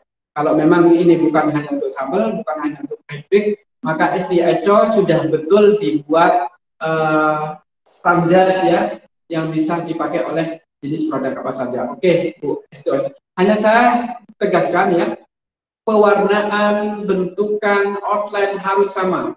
Apakah itu nanti ada di snack, di keripik, di sambal, atau di produk yang lainnya. Jadi S2ECO harus betul-betul dimunculkan, satu karakter ya. Jadi bentukannya sama semua. Kalau warnanya putih, di mana-mana aplikasinya harus putih. Di desain di kemasan apapun putih ya. Kalau dia pakai outline hitam ya semuanya harus pakai outline hitam. Jangan kemudian beda. Ingat bahwa ini adalah logo brand. Bunisa, nah ini rasanya nggak bisa didaftarkan. Bunisa atau Buniha? Buniha ya. Buniha. Rasanya agak ini ya, mungkin sama dengan Bu Budi dan lain sebagainya ya. Coba aja Bu didaftarkan ya. Cuman saran saya fontnya dipilih lagi yang jelas ya. Kalau misalkan harus memilih jenis font ini, hanya huruf hanya itu dipotong aja lekukan yang ke bawahnya sehingga orang mudah membaca bahwa itu H. Dan nishanya itu dekatkan lagi dengan bunya sehingga bu dan niha itu tidak ada spasi. Bu niha tidak ada spasi, cuman n-nya boleh dibesarkan untuk memberikan karakter, untuk memberikan kejelasan bahwa ini nama orang, Buniha. Kenapa didekatkan? Agar aman saja Pak ya. Jadi tidak menjadi Bu sama Niha. Jadi Buniha menjadi satu kesatuan ya. Buniha ya. Boleh menggunakan font ini karena ini sudah cukup memberikan karakter bahwa ini adalah sambal.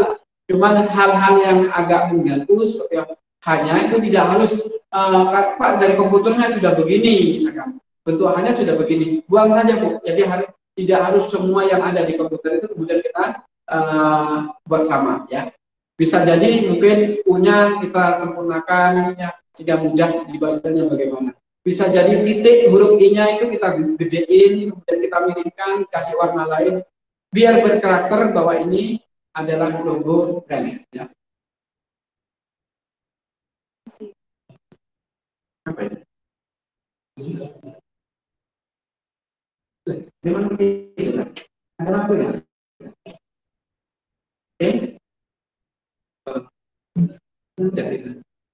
Maksudnya ada sih ini enggak ya?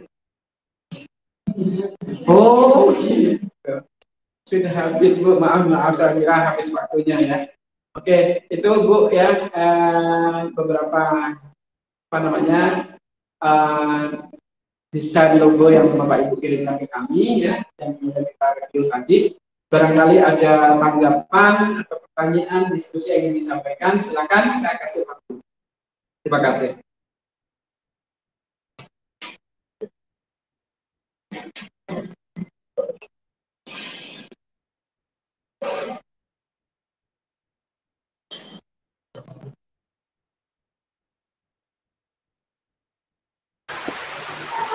Pak Nasrul mau tanya.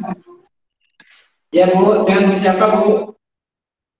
Saya dengan Bu Fitria Pak. Bu Fitria, oh ya Bu Fitri ya. Oke Bu Fitria. Ya.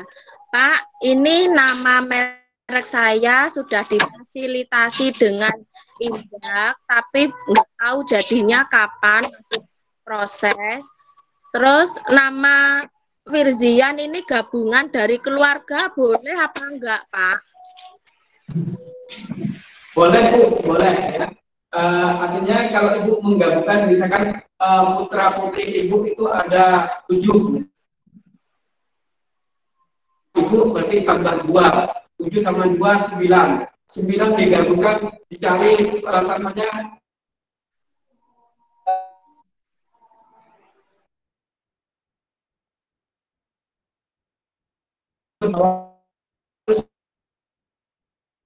tapi ada maknanya, tidak memiliki arti dari sisi bahasa, nggak harus ya. Artinya ini berdasarkan bahasa ini, artinya ini nggak harus ya. Jadi kalau kita berdasarkan arti, maka nanti kita pakai aja barokah, artinya bagus. Kan itu ya. Barokah artinya bagus. Tapi kan nanti kesannya namanya nggak seperti nama musola. Kita jualan kerupuk, tapi mereknya seperti nama musola, kan nggak cocok. Jadi nama itu tidak harus memiliki arti secara bahasa, ya, tapi nanti memiliki makna ya yang akan kita bangun sesuai dengan apa yang kita lakukan. Ya mungkin itu Bu Fitri ya. Iya Pak, terima kasih. Oke. Ada yang lain?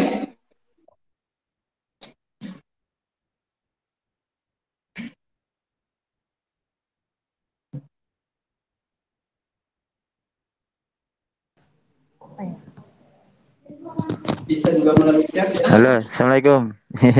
Pak Nasrul. Ya, waalaikumsalam. Dengan Pak Ismet ini kayaknya. Ya, Mas Taufik. Saya masih di YouTube kenal Mas. Di Balai semua, ya? Balai POM. Ikut ini Pak, ini register. Iya, sehat alhamdulillah Pak, sehat. Yo, kita pakai. Iya, gini Pak.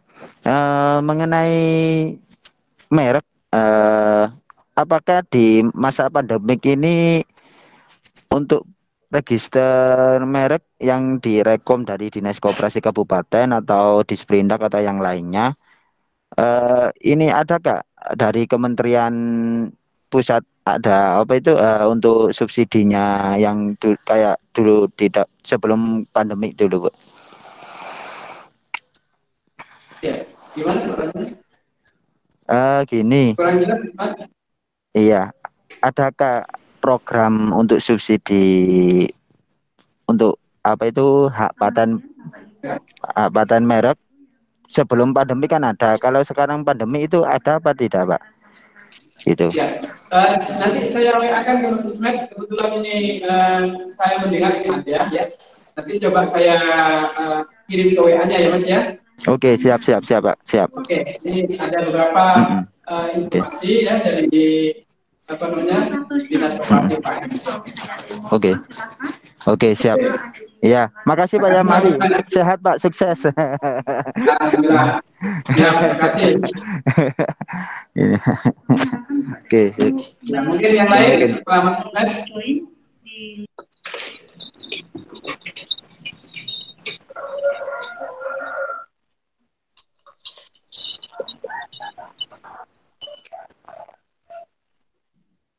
Bu Faik.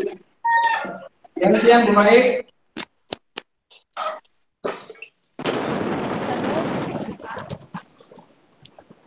Iya, kan jelas Bu Faik. Oke, ini saya mau tanya. Saya yang tadi di review logonya itu Pak. Gimana Bu? Yang tadi logo meeting. Ini saya kan pakai pengennya nambah varian apa jenisnya. Namanya kebetulan punya saya itu adalah Oyansu. Oyansu kan dari bahasa Jepang. Apakah boleh digunakan atau tidak? Ya, kurang jelas ya.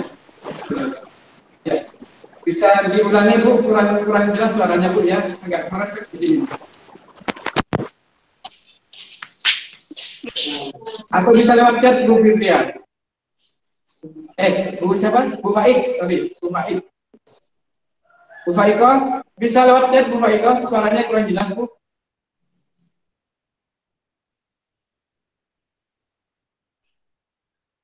Bagaimana betul? Ya, ya, Pak Husnul ya.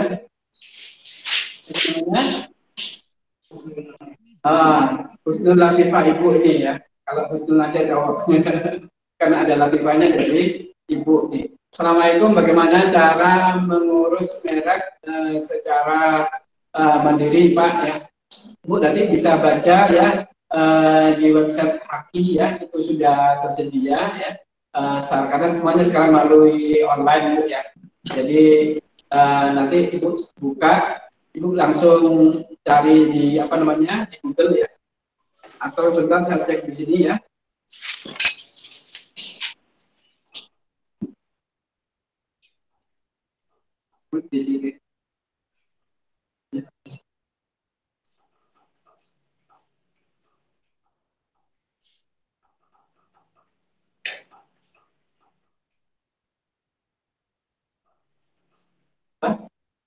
Oke, coba Ibu tulis ya. Ibu bisa cari di sini PDKI. Bisa ditulis Bu. PDKI P Papa Delta Kilo Indonesia ya, Papa Delta Kilo India ya. PDKI strip Indonesia dg ip.go.id ya, atau nanti saya kirim di ini di grup ya. Ini saya chatnya Bu di Ibu bisa lihat di Google Meet-nya, bisa tulis itu ya. Di situ banyak sekali informasi yang secara online bisa Ibu pelajari ya. Jadi yang terpenting Bu siapkan nanti mereknya ya. Ibu sudah temukan merek apa, kemudian juga siapkan juga bentuk desainnya ya. Itu apa nanti yang diminta itu Bu ya. Yang diminta itu yang berkaitan dengan mereknya. Nanti terkait dengan masalah bekas harus ada KTP dan lain sebagainya itu umum Bu ya. Di pengurusan apapun kita harus menampilkan berkas itu ya. Jadi nama merek sama apa namanya etiketnya Bu, bentukannya, desainnya ya. Nanti Ibu bisa di scan ya, nanti bisa dikirim ke website tadi ya. Bisa dilihat Bu Faiko, Bu Husnul ya. Ibu Bapak yang mungkin mau lihat bagaimana lebih detail cara proses pendaftaran, termasuk bagaimana mengecek ya, mengecek merek ini sudah ada yang punya atau belum, itu di website yang saya tulis di Google Meet, ya di chatnya, di kolom chatnya. Oke, yang lain? Ya, terus nyambung, jadi keluar masuk layar. Kemudian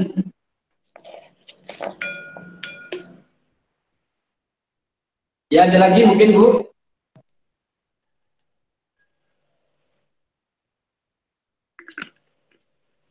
Bu Nani, dim up. Dim ini bagus jadi merek Bu ya. Dim ini bagus, jadi sederhana, mudah diingat ya. Tinggal nanti bagaimana nulis dim-dimnya yang tepatnya seperti apa desainnya. Halo Bu Nini, Bu Nani ya, Bu Nani. Ya Pak. Ya, ya Bu, bisa bantu Bu. Aduh.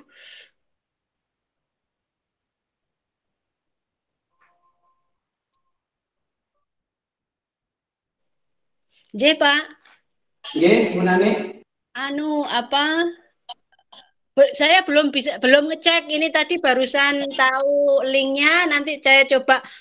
Saya itu sebetulnya sudah lama dim-dim itu sudah sejak tahun 99. Tapi karena tidak ngeh akan apa itu harus apa didaftarkan. Jadi baru sekarang ini aja ngehnya gitu loh. Ternyata sudah banyak yang pakai gitu loh Pak. Oh, padahal sudah lama ya punyanya ya. Iya, tapi kalau umpamanya gini Pak, dim-dim kita sambung dengan ad gitu, enggak apa-apa ya Pak. Meskipun ada kata dim-dim spray, umpamanya dim-dim apa gitu, kita masih bisa ya Pak. Saya tanya dulu Bu, Bu Nani, dim-dimnya Ibu ini produknya apa Bu? Ekoprint Pak. Oh, Ekoprint. Insya Allah kalau Ekoprint masa sudah ada Bu yang dim-dim Bu, dim-dim kalau untuk makanan belum Pak kayaknya Pak. Nah, nggak masalah. Craft ada Bu, kalau untuk craft ada. Oh ada Bu, ini sedang saya cek juga langsung ini ya. Untuk kelas berapa tuh? Berapa? kelas 18 ya Bu ya. Dim-dim Oh. sudah ada Bu. Tapi kalau disambung dim-dim at atau dim-dim ekoprim nggak bisa ya Pak? Bisa, tapi Ibu riskan. Bisa, tapi Ibu riskan karena identik ya. Bisa. Artinya kan begini. Pertanyaan saya, dim-dim ini sudah dikenal oleh konsumen Ibu seberapa lama? Sudah lama, sudah sejak tahun 99. Oke, kalau begitu, karena biar tidak menghilangkan atau tidak membuat baru merek, kalau sudah Ibu membuat baru merek, berarti kan Ibu seperti merintis usaha dari nol lagi, kan gitu ya? Oh gitu. Nah, maka saran saya boleh Bu, ya tapi jangan dim-dim at Bu. Coba kasih apa di depannya dim-dim, ya. Kalau dim-dim at ini terlalu umum ya, atnya itu kan juga sudah identik dengan ini apa namanya produknya sendiri. Kalau usaha saya namanya dim-dim art of clothing Pak. Tapi untuk produk ekoprint yang saya kerjakan mulai 19 kemarin, itu saya kepinginnya dim-dim art untuk mereknya. Itu berarti juga nggak bisa? Kalau bisanya bisa. Ya. Dim-dim art Ibu bikin apalagi nyambung gitu ya, bisa Bu. Cuman coba cari yang lain yang jangan art Bu ya. Jangan art Bu. Rasanya kok kurang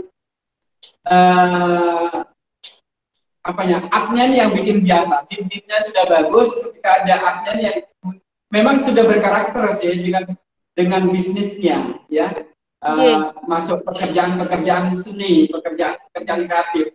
Coba cari istilah lain yang mengandung makna art itu juga. Oh, J. Apa selain art itu, gitu ya. Tapi maknanya ya makna-makna seni, kreatif, yang begitu-begitu Bu. Ya.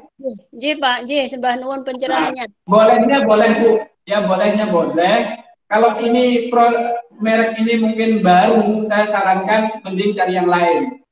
Tapi karena Ibu sudah bikin lama dan konsumennya sudah banyak kenal, nggak apa-apa ditambahin di depan atau di belakangnya. Tapi saran saya jangan art Bu ya, takutnya menjadi tidak boleh karena artnya khawatir dijadikan umum gitu. Art itu kan kata-kata umum. Oh iya. Mengarahnya karena artnya nggak bisa. Oh J. Kalau dim-dim ekoprint mungkin bisa ya Pak? Dim-dim ekoprint. Bisanya bisa Bu ya. Cuma nanti bermasalah tuh kayaknya. Oh ekoprint juga kan produk ya. Ekoprint itu jenis produk juga kan gitu ya. Iya, jenis produk. Yang lebih pendek daripada dim-dimnya. Oh, kalau tadi kan sudah pendek, sudah bagus, cuman jangan pilihlah yang lain. Jadi orang membacanya itu kuatnya tetap pada dim-dimnya. Tapi Ibu aman dengan tambahan kata itu, Ibu jadi aman. Tapi tetap benak masyarakat itu tetap bacanya ke dim-dim. Tapi kalau dim-dim ekoprint menjadi panjang, gitu. Jadi melemahkan dim-dimnya. Oh, J, mengerti. Paham ya? Misalkan begini Bu, oh dim-dim, nah itu kan hanya O saja loh. Tapi dim-dimnya kan tetap kuat. Oh iya. J, leres. Oh dim-dim, gitu loh maksudnya. J, kalau ekoprint beratkan memang J Pak J. Kalau ekoprint. Jadi jangan terlalu panjang, nanti kalau panjang percuma saja, dim-dimnya menjadi lemah. Kalau art tadi itu bagus, sudah kuat juga ke dim-dimnya ya. Tapi art ini terlalu umum Bu, takutnya menjadi nggak boleh. Oh iya. Jadi misalkan saya contohkan O dim-dim. Jadi kan hanya O saja, tapi orang tetap ingatnya dim-dimnya. Nah. Paham Bu ya? Paham, terima kasih Pak. Siap, terima kasih. Yang lain? Saya Pak. Ya. Kemarin kan saya sudah mengajukan atas nama Eco toh Pak. Itu 2 tahun ini belum keluar. Terus ini ada pengajuan lagi, saya tambahi Trias S2 Eco itu gimana Pak? Awalnya apa Bu? Awalnya apa? Eco. Oh Eco. Ya Bu, Eco ini kata umum, terus Eco juga punyanya Bulak itu Bu ya? Iya. Apa? Eco itu punyanya siapa, Bu? Sambal eco itu, Bu? S2 Eco, bukan sambal saya keripik, Pak. Keripiknya itu lah. Bukan, kan ada eco itu mereknya siapa di pabrik? Ada eco itu. Ibu pernah dengar eco? Banyak sekali eco itu, Bu. Ini Ibu bisa lihat ya, eco itu kalau Ibu cek ya, banyak sekali eco itu. Ibu kan S2 eco. Kalau saya sarankan biar tidak ada masalah, jadi bukan pertanyaannya bukan amannya saja, Bu ya, tapi juga harus bisa sesuai dengan apa yang ingin kita bangun persepsi masyarakat menilai produk kita itu produk apa, itu dari merek ya. Salah satunya adalah dari merek. Kalau S2 eco nanti Ibu akan masalah dengan kata-kata econya ya. Ini Ibu sudah pernah daftarkan, saya cek di sini Bu ya, Bu Latifah 01 November 2019 ya. Iya. Cuman memang belum terus ke bawah di kelas 29 terus ke bawah.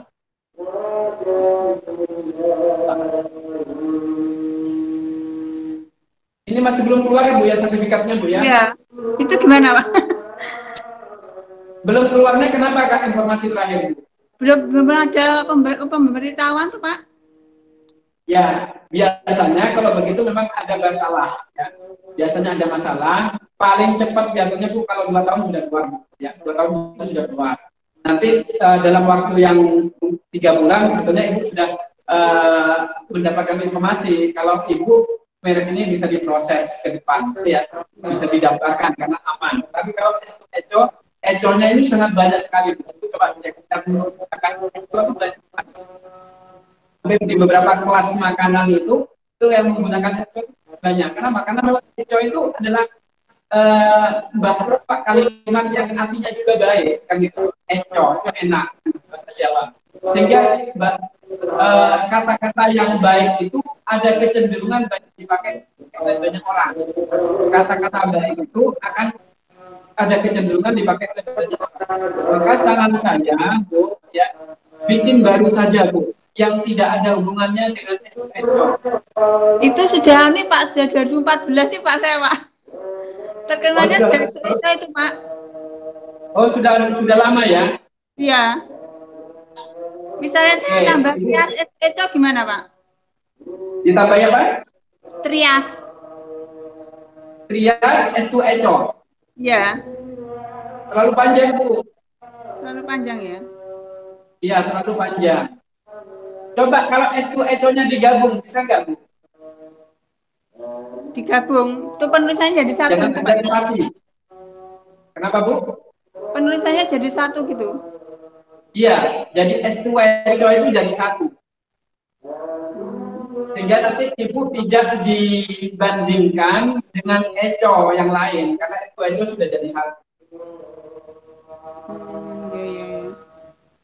Itu siasat saja, Bu, strateginya saja. Ya.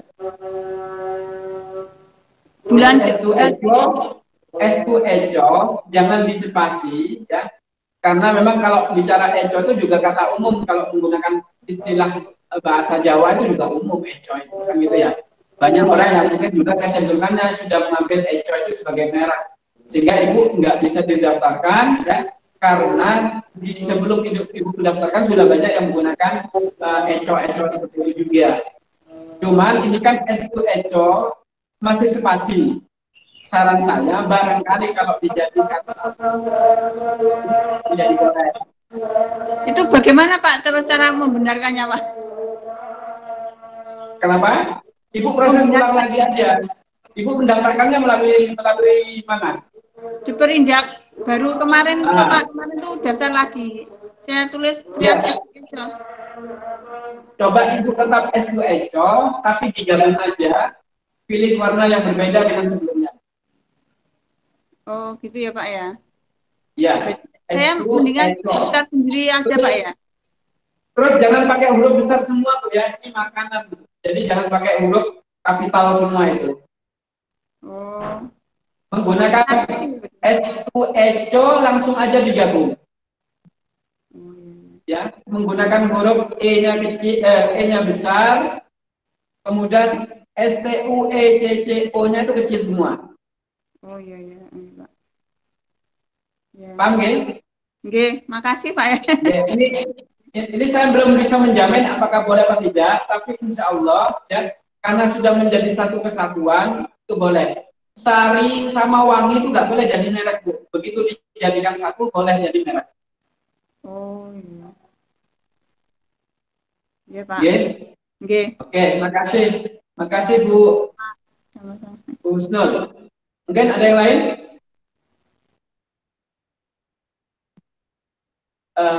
Ini yang Muhammad Sampurno.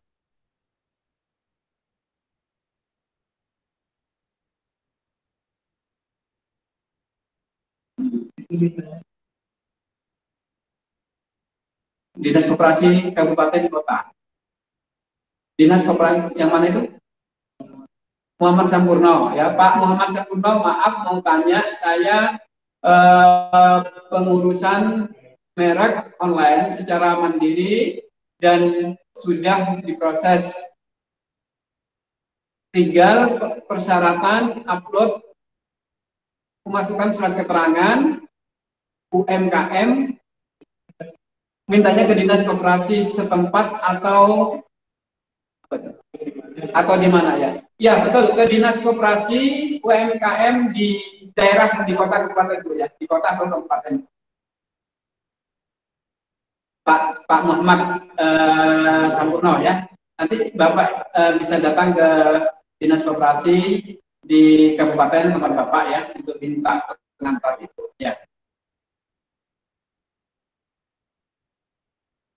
Pak Nas mau tanya, ini dari Jemsri, usaha saya kue kering ya, kemudian nggak bisa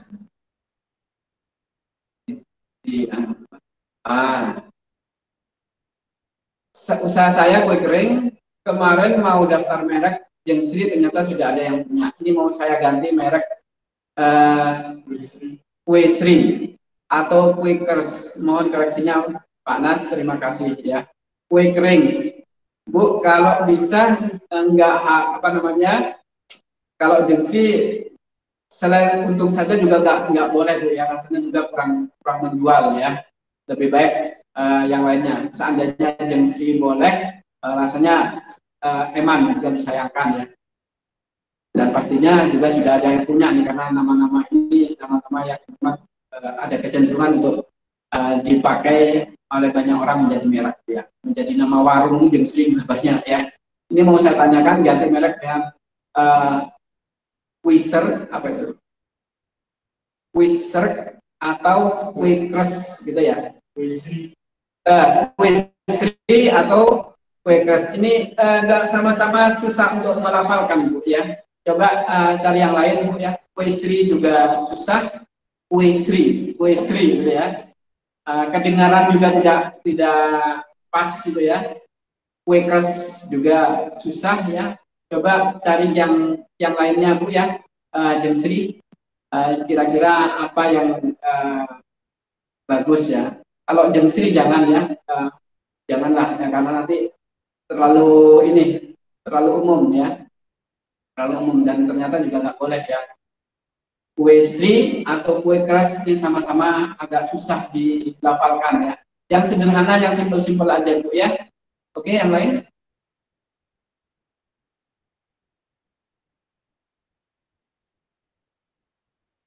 Ini Bu Faik ya, meneruskan yang tadi. Pak, kalau pakai merek Adila, Oyatsu, apa bisa? Karena Oyatsu kan dari bahasa asing. Bisa, Bu. Kalau bisanya bisa. Cuman kalau saran saya jangan terlalu panjang. Adila, Oyatsu ini terlalu panjang, Bu. Ya, disederhanakan saja menjadi kalau Adila mungkin umum ya. Ada yang sudah punya mungkin ya. Jadi kalau Oyatsu ini dari bahasa Jepang, boleh, ya itu kan umum di bahasa Jepang. Coba Ibu cek kira-kira kalau di Indonesia didaftarkan boleh enggak. Kalau menggunakan bahasa Brasil, umum di Brasil, tapi kan tidak umum di Indonesia. Kecuali umum bahasa Inggris juga umum di Indonesia, ini yang juga agak rawannya. Oke. Pak Nas, saya mau tanya, saya bergerak di kuliner, nasi, biryani, dan macam-macam nasi, namun saya juga ada kemas, saya ingin RKP jadi merek rumah kuliner Palangkaraya. Apa bisa Pak Nas, di sini saya Bondowoso ingin akan ada khas Bondowoso. Saya ingin RKP jadi merek rumah kuliner Palangkaraya. Apa bisa? Domisili saya Bondowoso ingin akan ada khas Bondowoso. Tapi kenapa Palangkaraya ya Pak Agus ya? RKP kan Palangkaraya ya, rumah kuliner Palangkaraya. Tapi kalau Bondowoso kenapa harus Palangkaraya gitu maksud saya? Apa maksudnya? Ya. Saya kurang paham maksudnya. Kalau Ibu mau mengangkat Bondowoso, tidak harus menyebutkan Bondowosonya. Kalau mau mengangkat termasuk juga Palangkaraya, tidak harus mengangkat Palangkarayanya. Silakan cari apa saja yang kemudian orang mengasosiasikannya dengan Bondowoso. Ya. Jadi tidak harus Bondowoso ya. Ingin angkat khas Bondowoso, cari apa saja yang mengasosiasikan Bondowoso. Nanti dibantu dengan tampilan atau karakter yang memberikan khas kultur Bondowosonya. Oke, yang lain? Ya, Mak Kriuk ya. Kalau aman, insya Allah mungkin aman ya. Cuman tinggal tadi sudah saya sebutkan, tinggal desainnya aja Bu yang disempurnakan Mak Kriuknya. Ya. Kalau aman, insya Allah aman, tinggal nanti cek di apa namanya di website yang tadi saya sudah berikan itu. Ya. Tapi Mak Kriuk tadi desainnya yang saya kurang suka Bu ya, kurang terlalu rumit ya, terlalu rumit. Cukup ya. Oke. Mungkin itu yang bisa saya sampaikan Bapak Ibu karena sudah 1:30 di sini ya. Semoga ada manfaatnya. Yang mungkin kurang jelas, kurang paham, ada yang terbatas waktu bisa nanti ditanyakan di grup atau boleh japri saya ya, atau boleh japri saya sampaikan kalau Bapak Ibu adalah peserta dari pelatihan hari ini. Terima kasih. Mohon maaf jika ada kurang dan hilaf saya Bapak Ibu ya. Assalamualaikum warahmatullahi wabarakatuh. Waalaikumsalam warahmatullahi wabarakatuh. Makasih Pak. Sama-sama Bu. Terima kasih kepada narasumber yang sudah memberikan materi pada pelatihan hari ini. Terima kasih kepada para peserta yang sudah mengikuti pelatihan hari ini dari awal sampai selesai. Semoga pelatihan hari ini bermanfaat untuk kesuksesan usaha Bapak dan Ibu. Sampai bertemu di pelatihan selanjutnya. Wassalamualaikum warahmatullahi wabarakatuh.